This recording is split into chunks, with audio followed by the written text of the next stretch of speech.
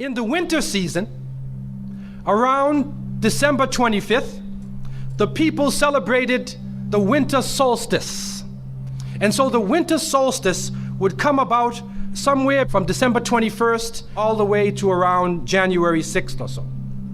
And so the people of the north would celebrate different holidays, have different occasions based upon the winter solstice. In the wintertime, there is a period where there is no light. You are literally in darkness 24 hours of the day. And this stretches for a period of time. Now, could you imagine if you're living in Alaska or living in Canada or living in Norway and you don't have central heating and the cold is outside, it's darkness around you. People are dying from disease. It's a terrible time, and every family would probably lose somebody, or they would know of somebody dying from the cold and disease during that season. This is the winter solstice. And so when the sun starts to come out, the people now are looking at the sun as a life-giving force.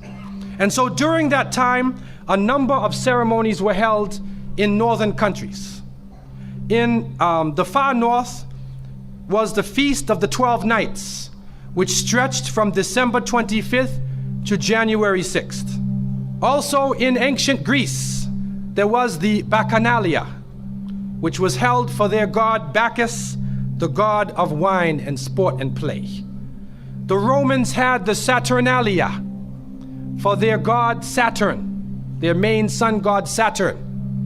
And so you find during these times that the people held ceremonies in the north. They would burn bonfires.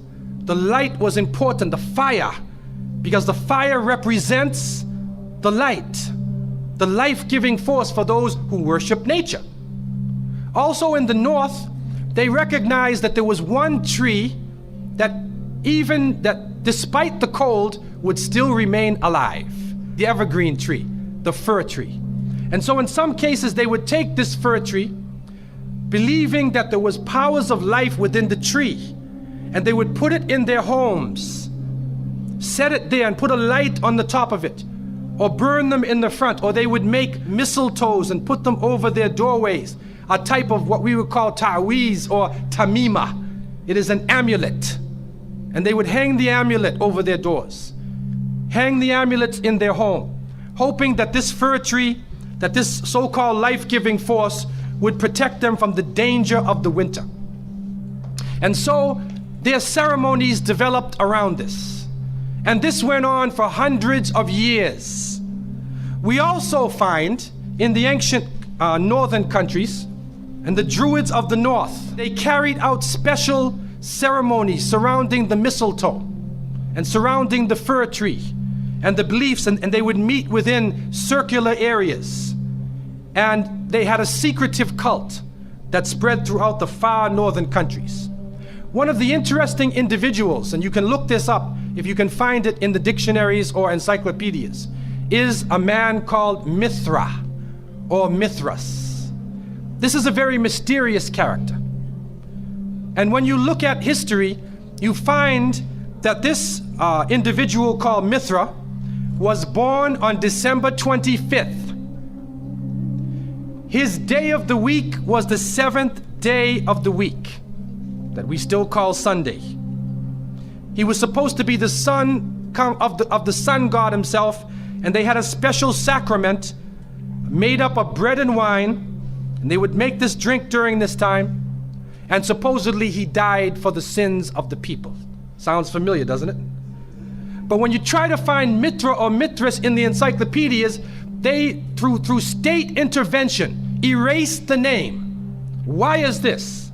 That is because after the time of Jesus, Isa alayhi salam, when the message began to spread and they went north, and you'll see within historical writings that Barnabas, one of his disciples, met a man named Saul or Paul, who later called himself Paul.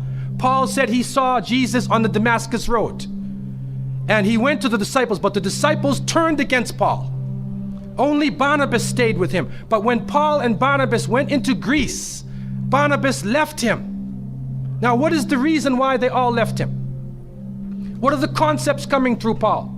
Many people say, well, they left him because he was Saul before and he used to torture the early followers of Isa alayhi salam. But also you can see, and if you look at present day Christianity, that most of the concepts of the Trinity, of the blood sacrifice, the original sin, and most of the concepts which relate to more than one God are coming through Paul.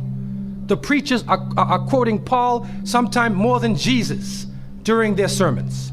And so Barnabas left Paul. And somewhere in the early days, in Rome or Greece, somewhere in that area, those missionaries who were teaching the teachings of Jesus, Isa alayhi salam, met with this force coming from the north. And so you will see in ancient Roman history that in some cases the Roman emperor would go out to the Colosseum and the gladiators would be fighting each other and everybody's cheering for the gladiators. Sounds like one of our football games. They would go to the Colosseum, right? And the gladiators would fight. And then if one of the gladiators was down, and they would look at the emperor, should I kill him or not? And if he wanted to kill him, he would say, he would go like that, right? You know, that sign down. If he said keep him alive, he goes like this. You know how we use it today? Yes. Okay? He gives that sign. Okay? One of the terrible things happening during these rituals at the Colosseum is that they would bring the Christians out, literally men, women, and children, and feed them to hungry animals. They would take a hyena or a wolf or a lion and get it hungry and crazy and beat it and throw raw meat at it and then send it out on the people, and they would literally cheer and watch as the animal ripped the bodies apart. This is a terrible culture. Tear the bodies apart. And so somewhere along the line, somebody who couldn't take the torture, who felt that maybe we can win these people over, made a compromise. And you start to see changes going on from the early part of the Christian era in Southern Europe, where the major ceremonies held by the nature worshiping people are combined with Christian names and Christian ceremonies, and therefore what comes forth to us is a mixture with the two streams coming together, where you get a monotheistic name or a monotheistic character with a pagan ceremony. And so the mixture of this together is what is giving us the present day holidays that we see. Number one, we understand that Isa alayhi salam, according to the different reports of the different scholars in many religions, he was not born in the cold weather. History shows us that he was born during the warm weather. Even in the Christian traditions, they have the belief that the shepherds were tending their flocks outside. And in Palestine, you cannot keep your flocks outside in the wintertime in the evening. You bring them in because it's cool at night. And so it was the warm weather. It was also the time of the taxes in the north.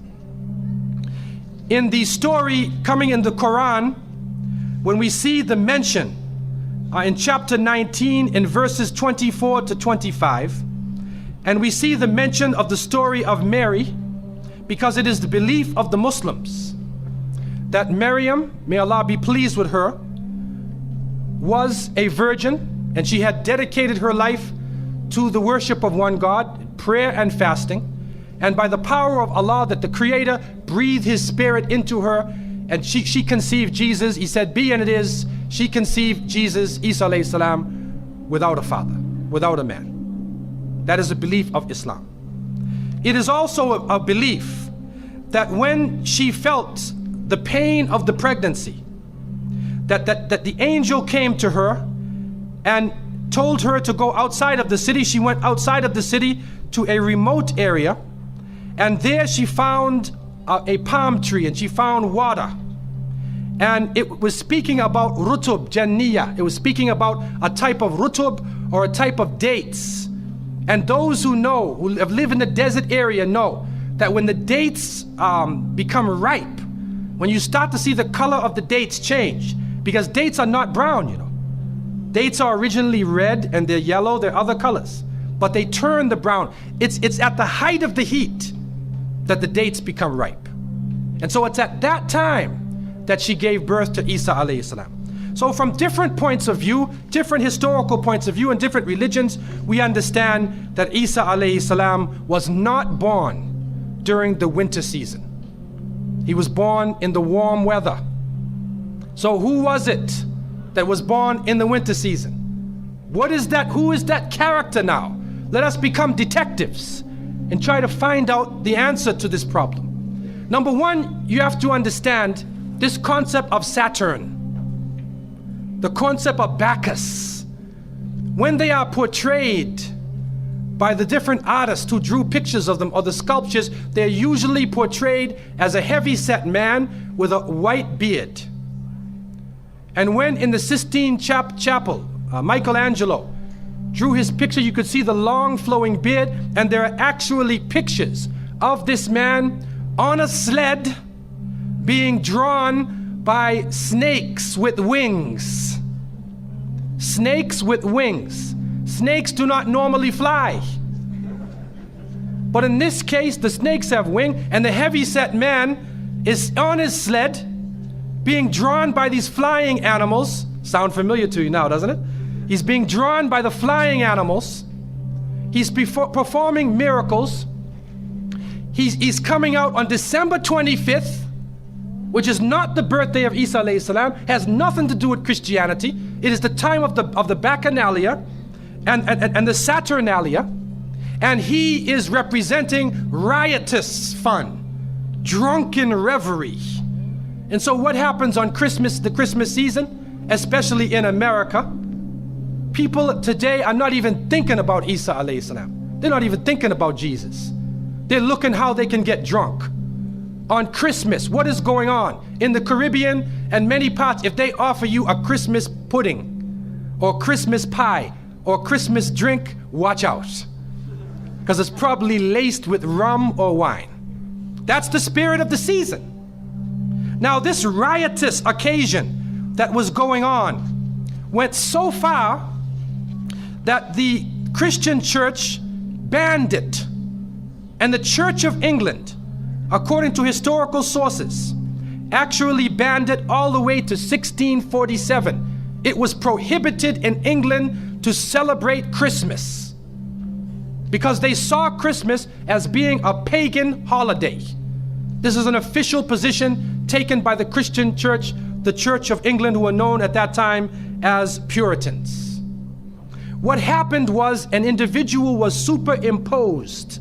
A name was superimposed. We hear about the name of Saint Nicholas. Saint Nicholas. Now, Saint Nicholas himself is actually coming from the ancient writings of Beowulf. And in these writings, which are done in the Scandinavian region, we find the name Nick or Nickel or Nicker. He was known as a demon, the demon of the north. He was known as the evil spirit of the north, the name of Odin, the evil principle.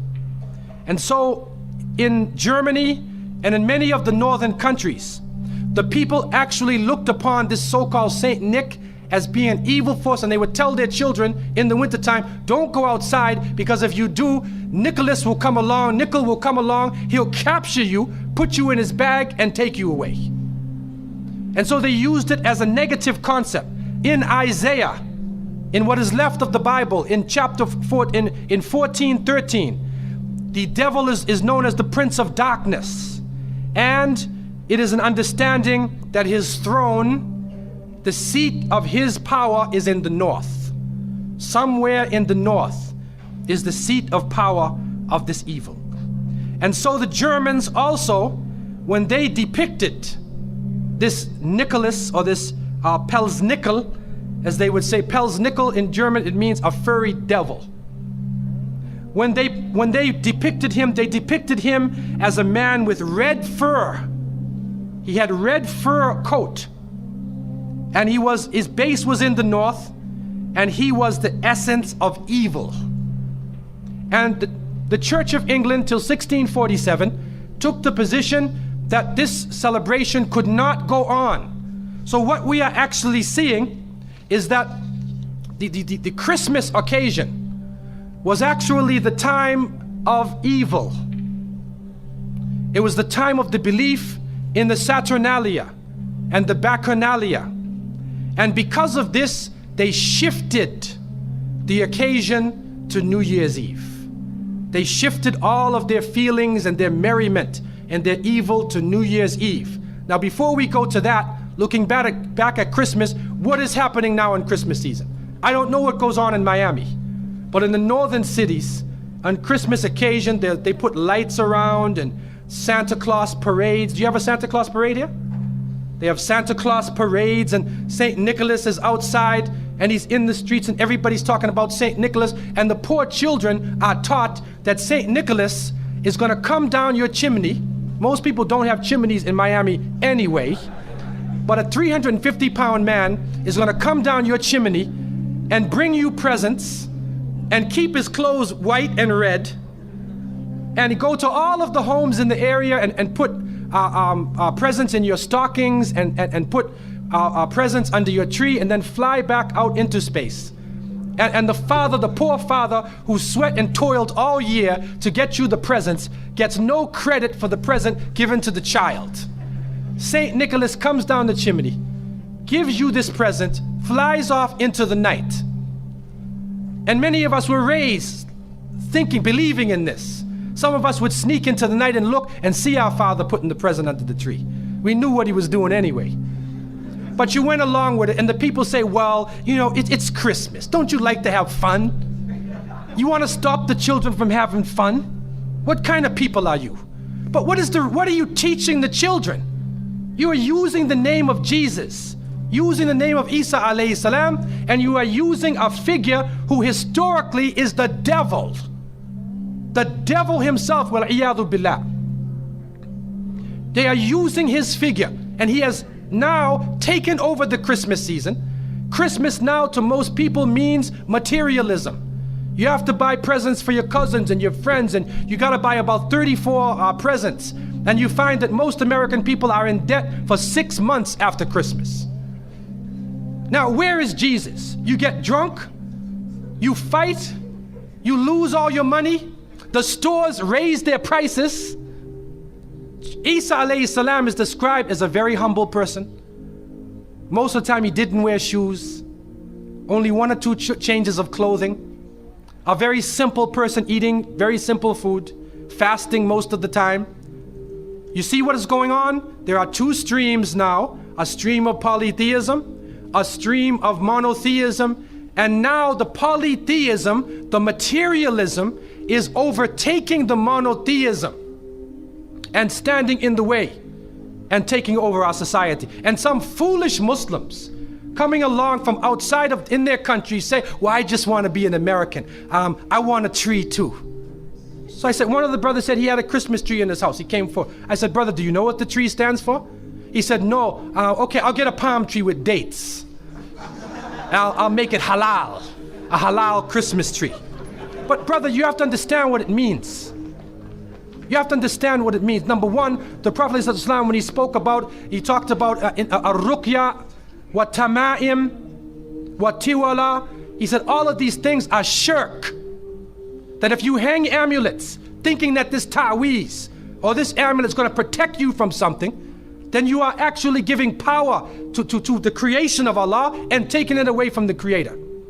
If you think that by making some spells, going to a magician and asking them to put a spell on someone, you want to get married, so you go to the Sahir and say, put a spell on Ali, I want to marry him. Put a spell on Zainab. What kind of marriage are you going to have if you go to the magician?